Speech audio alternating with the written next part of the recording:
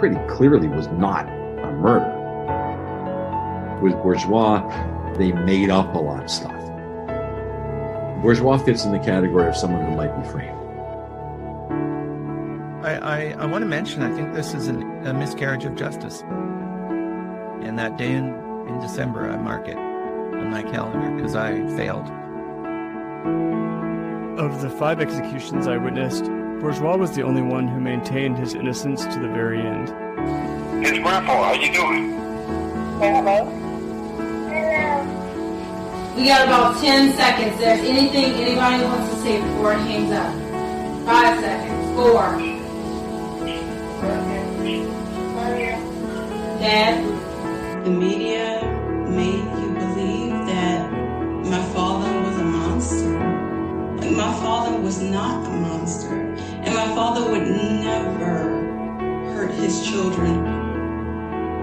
4 years ago from tomorrow, Alfred Bourgeois was executed and nobody was talking about it. It was a month later when I found out that actually he had a credible innocence claim. And nobody is talking about it.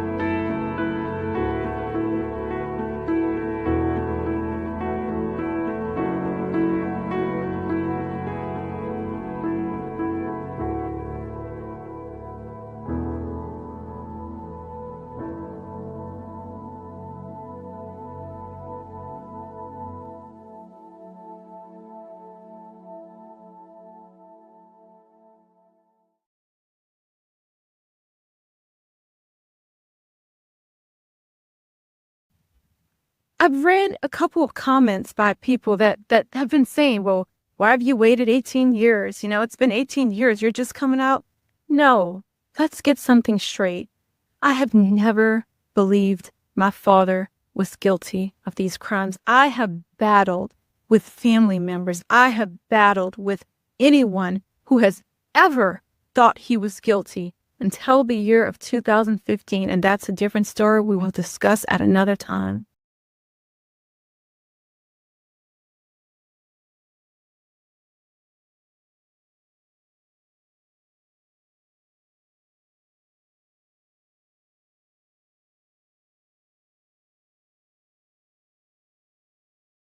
Me and Bethany started dating in the summer of 2002.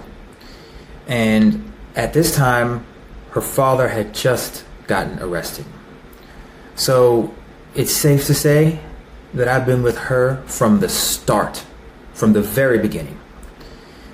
Throughout the time we've dated and throughout our entire marriage, my wife has always believed her father was innocent, because nobody knew him as well as her.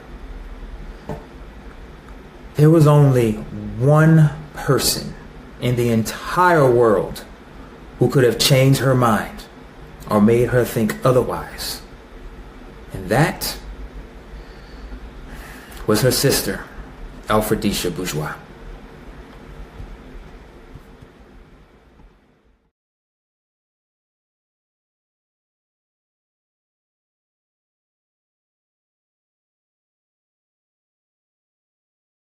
After the trial, she was, I think, 8 years old, and her mother kept me away from her intentionally until she was 14 years old. I looked for her for years because I love my sister. I've always loved her. I still love her. You know, even though she wants nothing to do with me, because obviously this is her mother. When we reconnected, I found her on Facebook, and this was in the year of 2009. Yes. She actually came to stay with us for a couple of weeks, and we discussed this situation, in which she told me, you know, I saw my dad abuse our sister, and, you know, and I saw him make her drink urine. Those are the two things that she told me. And, you know, I never believed it. I was like, but Alfredisha, why would he do that? He never whipped you. Like, do you know what type of child you were? Like, you bit, you scratched, you pulled my hair, you snuck in my room. Like, I wake up with this girl's toes in my mouth, like from sneaking in my room. I mean, she was a very mischievous child, and he never whipped her. There are times where I would want to go and hang with my friends, and I did not want her tagging along. And he'd be like, she'd beg and cry, and he's like, oh, come on, she's crying, just take her, you know. So I brought all of these things up, and I'm like, how could you say that this man beat this child? And she's like, well, that's what I saw. That's what I saw. And I just never believed it. So we kept our relationship, stayed close, always have been there for her.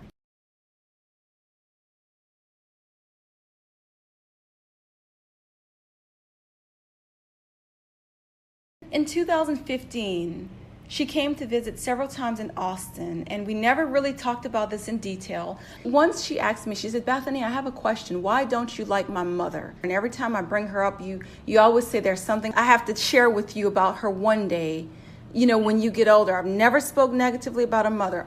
And she brought it up. And then shortly after, I told her a couple of the things her mother did, not all of them. And that's when she brought up our father again. And she said, well, I saw him hit my sister, and I saw him make her drink urine. And that's something you just don't forget. And this, again, was in 2015. She looked me in my eyes when she told this to me. And I'm going to be honest. After battling for years and years, I gave in. I gave up, and I told myself, I said, maybe she knows what she saw. Like, maybe I'm wrong, like maybe I'm the idiot here. Maybe I'm the one that's just, maybe I didn't know my dad as well as I thought, like I started believing her because it came from her. I was thinking she was there. She had to know what took place. And for 4 years, I believed my father did it for 4 years, only based on those two things that she told me, until my father died. And even after speaking to him, even after he told me the truth, he told me everything that I'm telling you, he told me, and I still did not take his word for it until the execution took place and was finalized.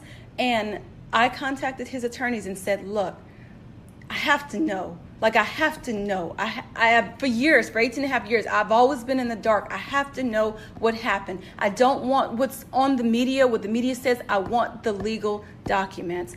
And that's when we learned about the hypernatremia. And in my head, because I'm a nurse, I've dealt with hundreds and maybe thousands of cases of hypernatremia. It's very common to me, never in a child, but adults.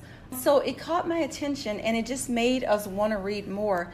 The more we read, the more we just started finding out, like, oh my God. It made me sick to my stomach. Until this day, I still feel some accountability because, gosh, if I would have known everything we're doing now, if it would have only been done a year earlier, he could have still been alive. Well, I hope you take some weird perverse comfort in knowing that no one got off. I mean, they got away with killing every single person they wanted to, Yeah. Just take your time. I know it's not a positive thing to feel hopelessness, but I mean, I think the key thing to this is why Bethany, believes so strongly that her father didn't do these things is, like she mentioned here in the last 45 minutes, all the good things her father did while growing up with him, right? But when you hear a sister, which is your blood, right? You tend to maybe believe what this person says, right? I wasn't on the truck. Bethany wasn't on the truck, right?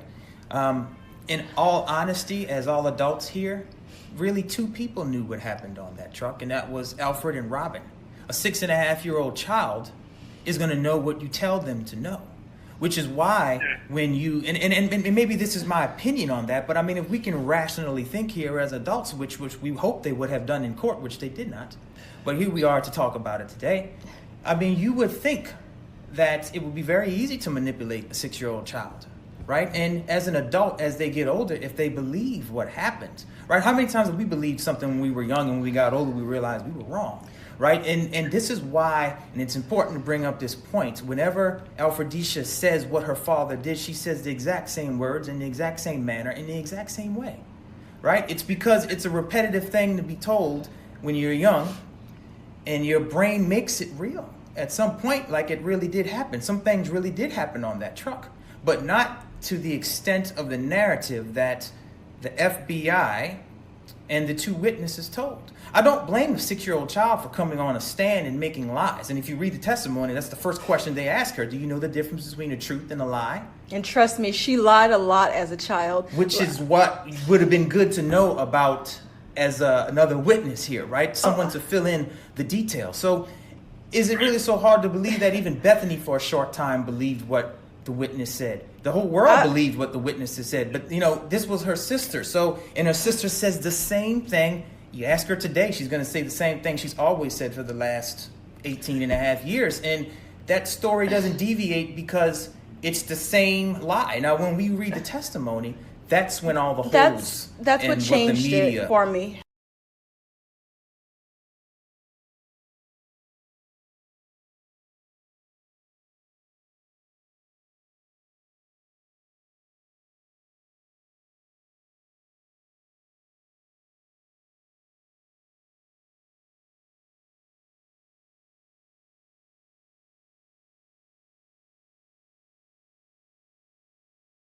When you were on that call with him for the last time, what did you talk to him about? What could you say? Well, I talked to him about my husband. He was so grateful. He was just so happy that I had someone who was good and someone who loved me and cared about me. We talked about, we talked about everything. I told him, I said, God, I wish you wouldn't have trusted your wife through all of this. And he told me his regrets and not believing the things that I was telling him when I was younger. One of the beautiful aspects of our conversation, one of the fond memories, is that the same 6-year-old who testified against him was now an adult. So she actually spoke to my father as well.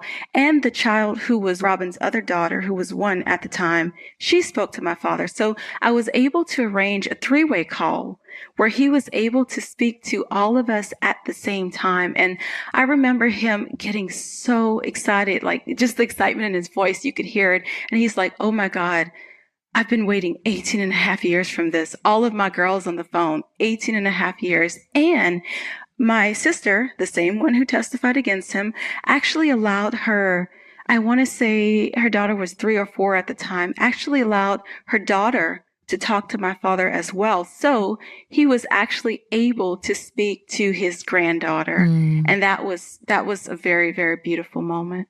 Bethany shared recordings of some of her and her father's last conversations, including audio of saying hello to his first granddaughter. Hello? His grandpa, how you doing? Say hello. Hello. Hello, how you doing? How old you are? How old you are? 5. When your mama was small, she used to make me buy a whole lot of dogs. She liked the dogs, and she didn't want one. She used to I had to buy 9 dogs. So, and your mama used to spend a whole lot of money. And every time Daddy got money, she'd spend it all up. So what I want you to do is start spending more of her money. I want to see you do her what she did me. You think you can do that for Grandpa? You think you can spend more money when she telling you she ain't got it? Go in that pocketbook and say, yeah, I know you're hiding. My grandpa said you can spend it because you used to do that to him. Your mama used to like dogs. I bought it 3 what the name of them little child what that name? Yeah, Pomeranians. I bought your mama 3 Pomeranians. And a real one. And a real, y'all talking about real dogs or toy dogs? Yeah, we talking about real dogs. Okay, yeah, I remember. Your mama, man, Alfred, she had about, listen at me, but when I called, before your daddy got in this situation, your mama had 9 dogs in the backyard. Not 1 no, but 9. She made me I bought her a 4-wheeler. She didn't want that one because it was so slow. I had to go buy another big 4-wheeler. I had to go buy it was a green one. She wanted the fast one. So what I'm trying to tell you is she liked to spend money, She liked to spend money, so you got to start spending her money because that way I want to live to see you could spend all of her money on Jordan. Like she used to do your dad, and she used to know. And when we used to go on the road, I used to take her to Six Flags. Man, she want this, she want that.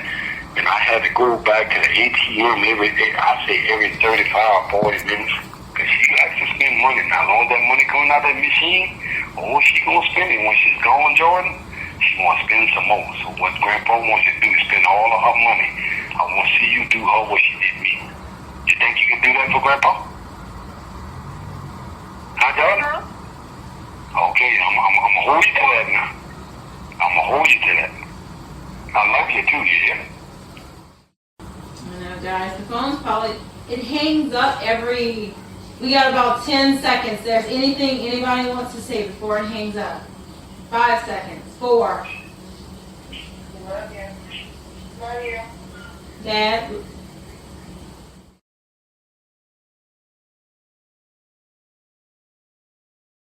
In Terre Haute, Alfred Bourgeois is now the 10th federal inmate to be executed since President Trump resumed executions in July.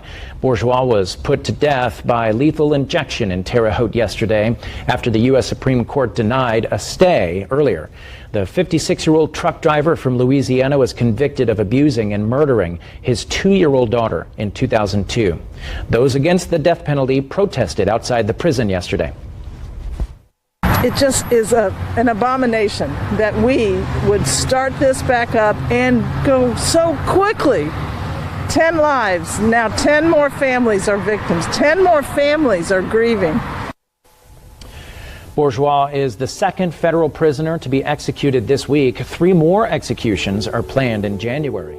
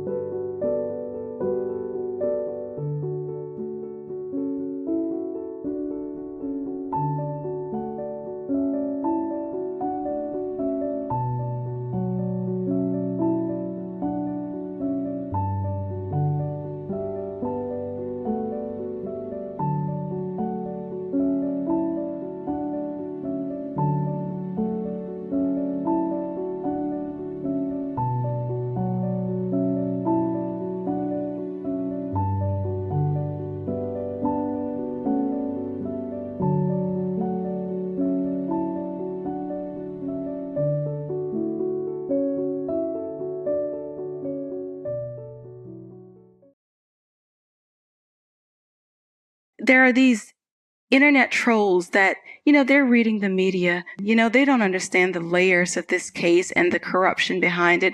All they're seeing is the media saying this man raped and abused and murdered this 2-year-old child, which could not be further from the truth. I mean, it's completely a lie, but I've had so many hateful remarks that I've had to read. And if it was about myself, I can handle it. I can tolerate it. But they say things like, I hope he suffered when he died. And he did. He did suffer when he died. They're saying like, I hope he's burning in hell. Gosh, I had one person tell me that if I lived in Texas, they would shoot me. It's been horrible. It's been horrible.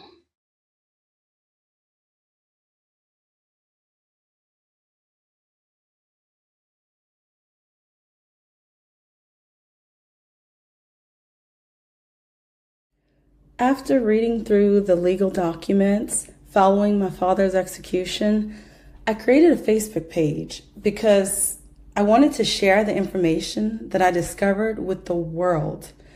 I wanted to proclaim his innocence, and those documents proved it. I expected some hate from strangers who were only listening to the lies that the prosecution fed the media. But what I was not prepared for was the hate I began to receive from my own sister, Alfred Bourgeois.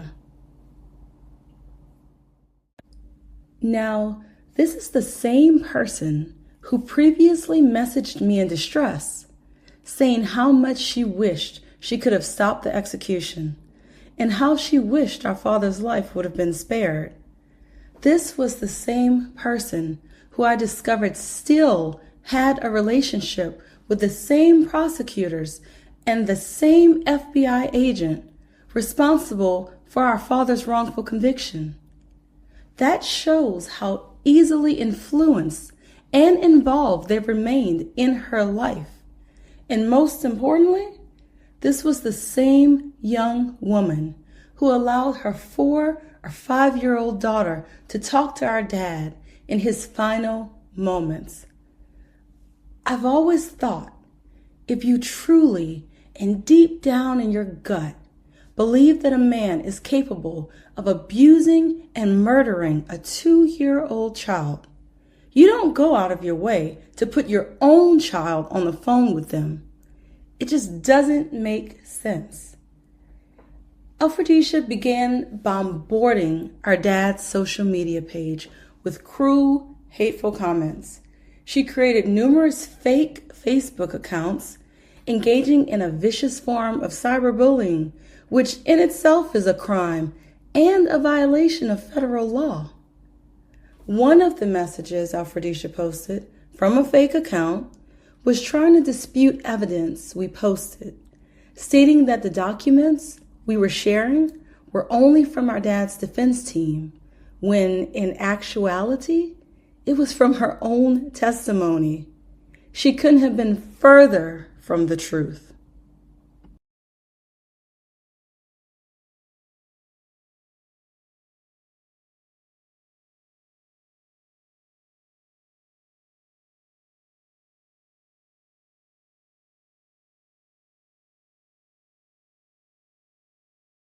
During the last call, he told me not to trust my sister Alfredecia. He said, Beth, I know she's your sister, but don't trust Alfredecia. And I kind of got offended when he told that to me, because I'm like, she was a child, she was young. Like, what do you mean don't trust her? She was only 6.5 years old. I didn't understand why he would say something like that until I read those testimonies. It all started making perfect sense. Victor Abreu, Bourgeois' attorney, passed along court documents. I heard from my father. I heard his side. He told me, and I still wasn't sure. I wanted to see the legal documentation. That's what mattered to me, the legal documentation. And when I saw it, that changed everything, especially Alfredecia's testimony. And the reason that it changed everything is because when this first happened and the FBI took her into custody, when her sister, Jacaren, first died, Alfredecia stated that her father did not harm Jacaren. She also stated that her mother came up with an idea, because she was afraid of going to jail, to say that Jacaren fell out of the truck because her mother did not want them to be falsely accused for something that they did not do. That's what Alfredecia told multiple people, several people, countless people. All these terrible things that she's saying about my father. She saw him bang my sister's head against the window. None of that was said until a year later, after she was living with her mother for a year and speaking with the prosecution, only the prosecution, for an entire year.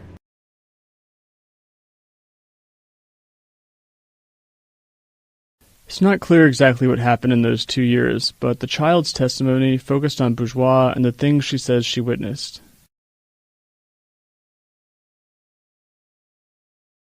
And they also used the 6-year-old child to testify against my father. The interesting thing about that is that this child initially swore that her father was innocent. In fact, she and my father weren't even in the truck at the time that my sister Jacaren began convulsing. They were actually outside of the truck unloading and felt shaking coming from inside of the truck. When they re-entered, they saw my stepmother trying to perform CPR on Jacaren. So they were not even in the truck at the time. But obviously they're trying to say blunt force trauma occurred, which it never did because they weren't there. But they used this 6-year-old to testify against her father. Initially, when my father was taken in, this 6-year-old continued to say, my dad didn't do anything. My father didn't hurt my sister. Like, she told it to several people. But when my father was brought to prison and he was arrested, she went into foster care and was shortly released into the custody of her mother. During this time, she spoke with only the prosecution and an FBI agent who worked with the prosecution. And when my father's trial approached, this 6-year-old child had a completely different story from what she initially said. During Alfred's trial, his daughter Alfredesia was compelled to testify against him. The following is a transcription of that testimony. I will be portraying the question asker. And I will be portraying 6-year-old Alfredesia. Can you tell me what the story was? I told him the story at first, which was that Jacaren fell out of the truck and damaged her head real bad. Okay, and that was while you and your dad were unloading the truck? Yes. Okay, and then later, I believe they brought your mom in. Do you remember that? Yes. And they had your mom sit close to you. And then you told a different story. Do you remember that? Yes. And can you tell us what story you told then? The truth. Okay, and can you tell me what that is? That my dad would beat on my sister. Do you remember saying that your dad did not shake your sister? He did. But do you remember saying that he did not shake your sister? No. Do you remember saying that it was your mother who came up with the story? Yes, but it actually was my dad. Okay, but you told everybody at first, even with your mother in the room, that your mother was the one that came up with the story about Jacaren falling out of the truck, didn't you? Yes. I got confused. This testimony, along with the forensic evidence, was convincing to the jury. On March 16, 2004, they found Alfred Bourgeois guilty of multiple offenses, and he was sentenced to death.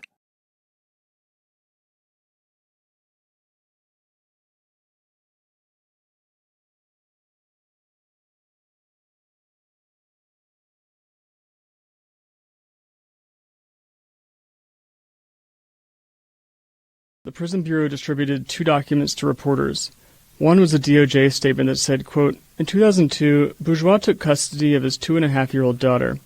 Over the course of the next several months, he systematically tortured, abused, and likely molested the toddler." On July 27, 2002, the girl was a passenger in Bourgeois' truck during a delivery to the Corpus Christi Naval Air Base. While backing his truck up to a loading dock, his daughter tipped over her potty, enraging Bourgeois, who beat her head against the interior of the truck's cab, inflicting fatal injuries. You know, certainly we've contested many of the facts that underlie the case, including some of the facts that undermine the conviction, some of the faulty forensic evidence that the government used and introduced, and some of the unreliable forensic evidence that the government introduced.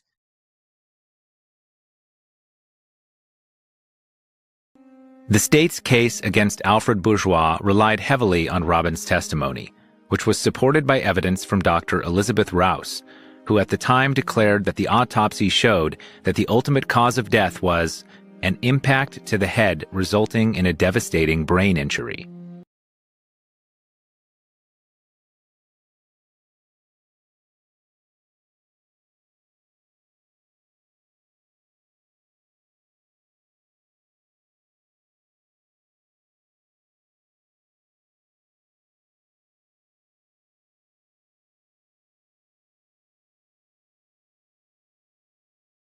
Dr. Benton is crediting Dr. Rouse for her autopsy in the neurology part where she's not an expert with head trauma, and discrediting her for the part where she is an expert in rape and trauma to victims.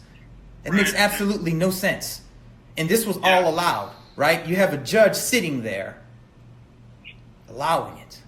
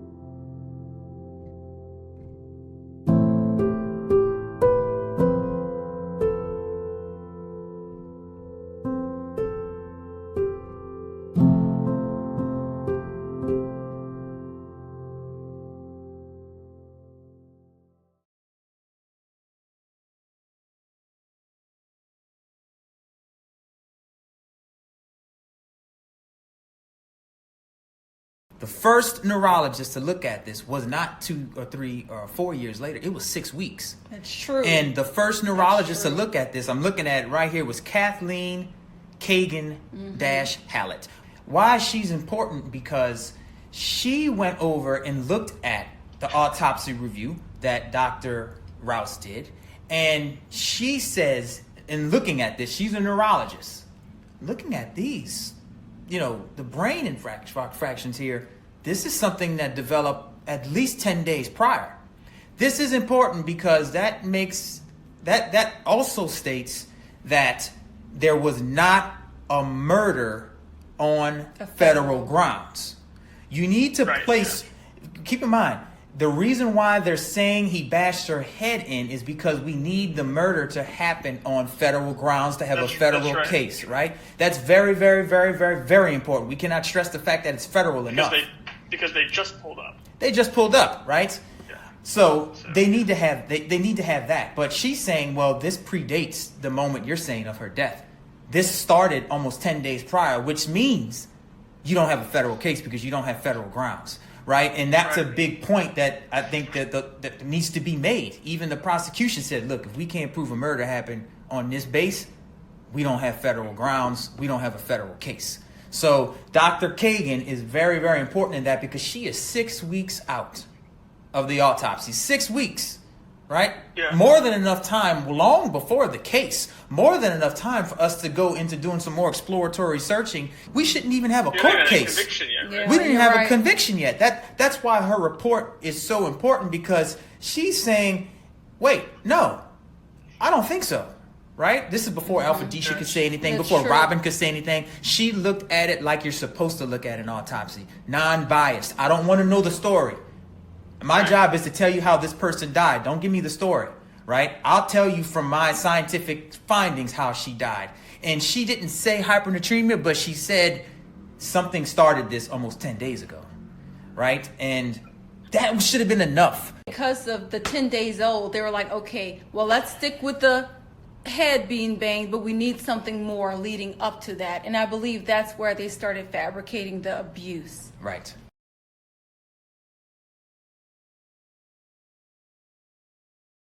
Attorneys are also skeptical of the lack of evidence to back up the government's theory of how Bourgeois caused Jakarin's death. If he had smashed her head against the car, then why were there no outward manifestations of that? Why was there no blood in the car?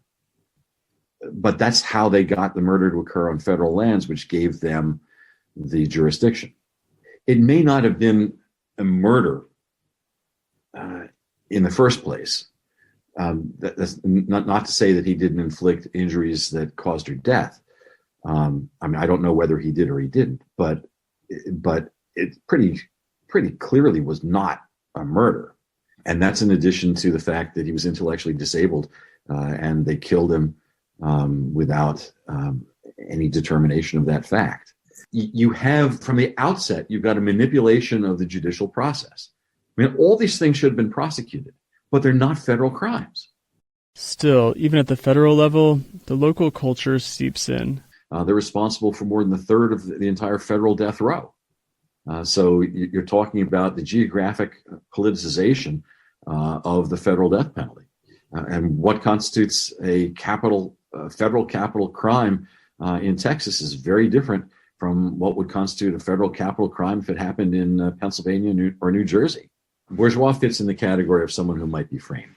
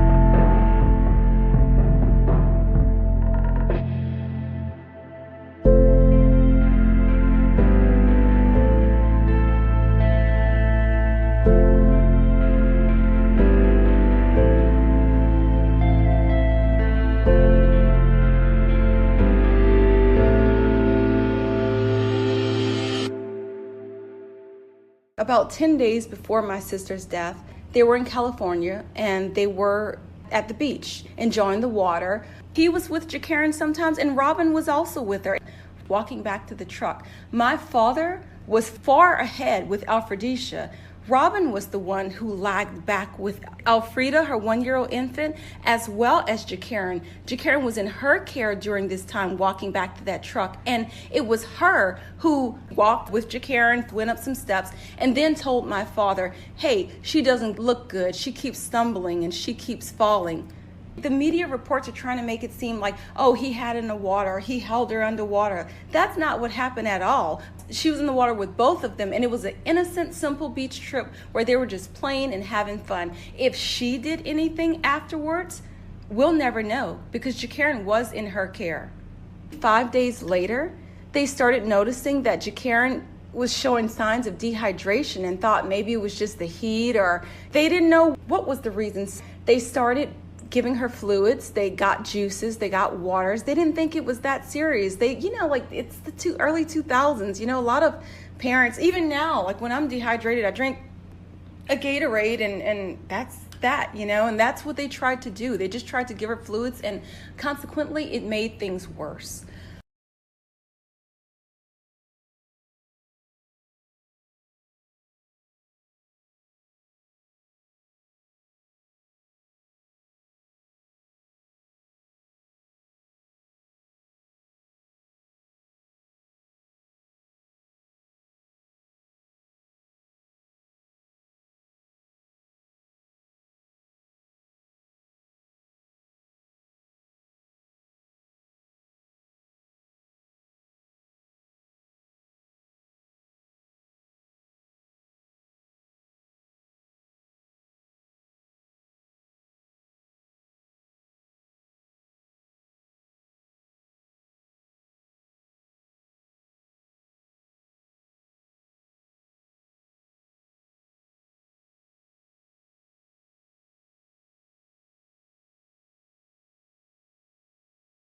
Yeah, the 7 hemorrhages they keep bringing up.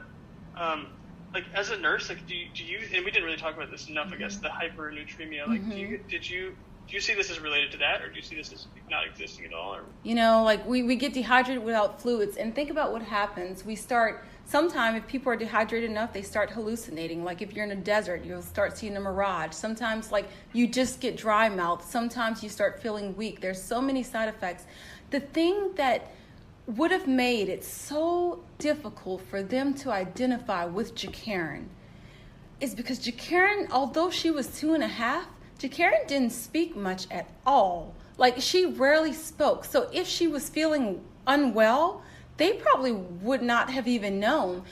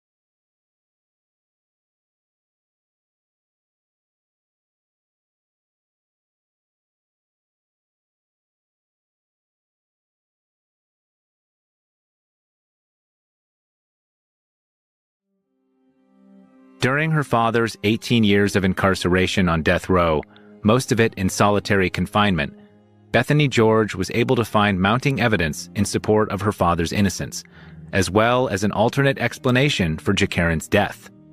And yet, in the final days of the Trump administration, Alfred Bourgeois was scheduled for execution. This new evidence was highlighted on her father's behalf in a last-minute petition for clemency.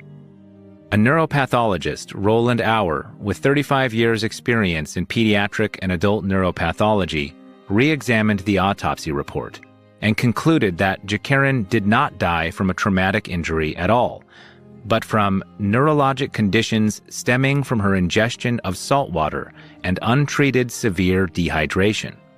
Dr. Auer specifically found that the child died from venous sinus thrombosis, which involves blood clots in the venous sinuses, and from cerebral edema, which involves fluid buildup in and around the brain. These are the result of hypernatremia, a concentration of sodium in the blood caused by severe dehydration, with onset occurring 10 days prior to her death. This would make sense, as the family had visited the beach in the week before the tragedy. In addition, Dr. Auer found that there were no head injuries of the type that would be expected from a physical force sufficient to cause death, and that there was no medical evidence of recent brain damage. The jury, of course, was told otherwise at the time, and they never heard the hypernatremia explanation for Jakarin's death.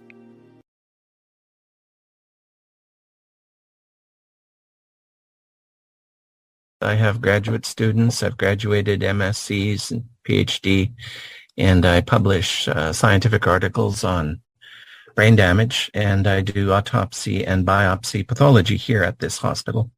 Roland Auer is a neuropathologist and neuroscientist who reviewed Jakarin's medical records for Bourgeois' legal team. And I have real trouble saying no if I smell an injustice. So I said yes.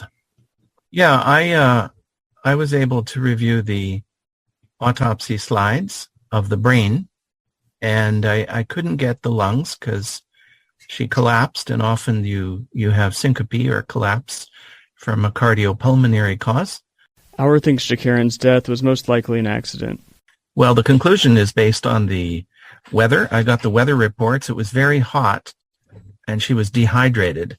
Some of the features of the case were the truck trip with temperatures of not just 89 and 85 in Galveston, but up to 107 in Wilcox, Arizona, and 108 the next day, June 23rd in Wilcox, Arizona.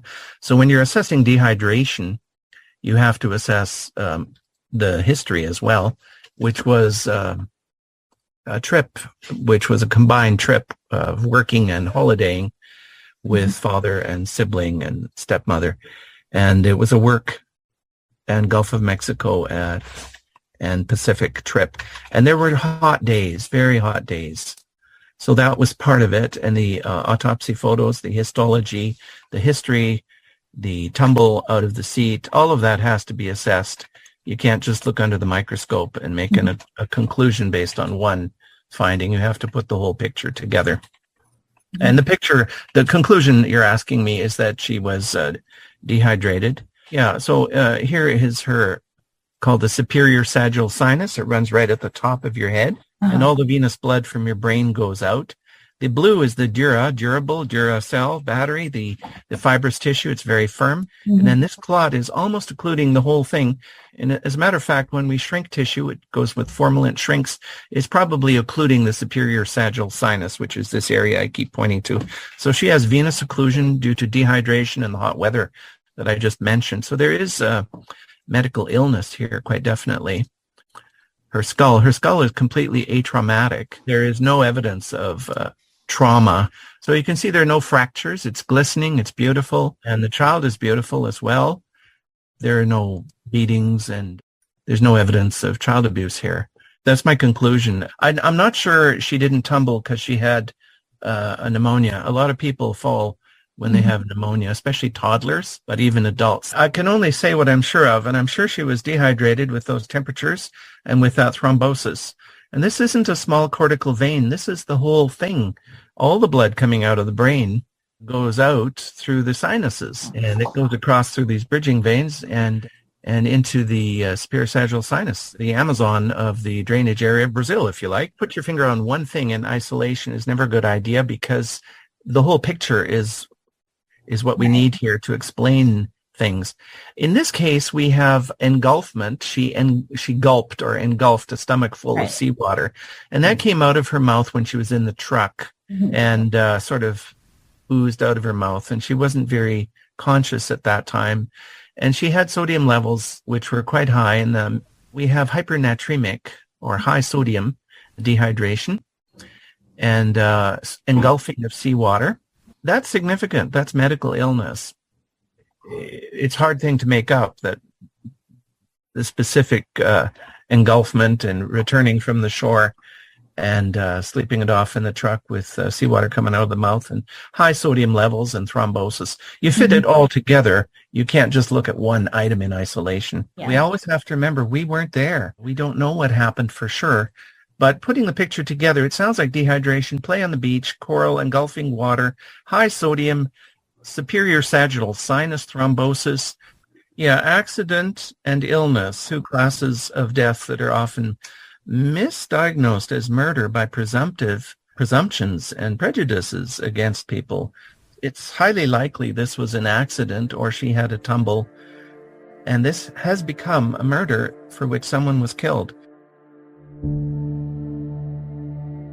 Very serious overreach, I think. Pretty sure about that with the medical illness that I was able to uncover. I want to mention, I think this is a miscarriage of justice.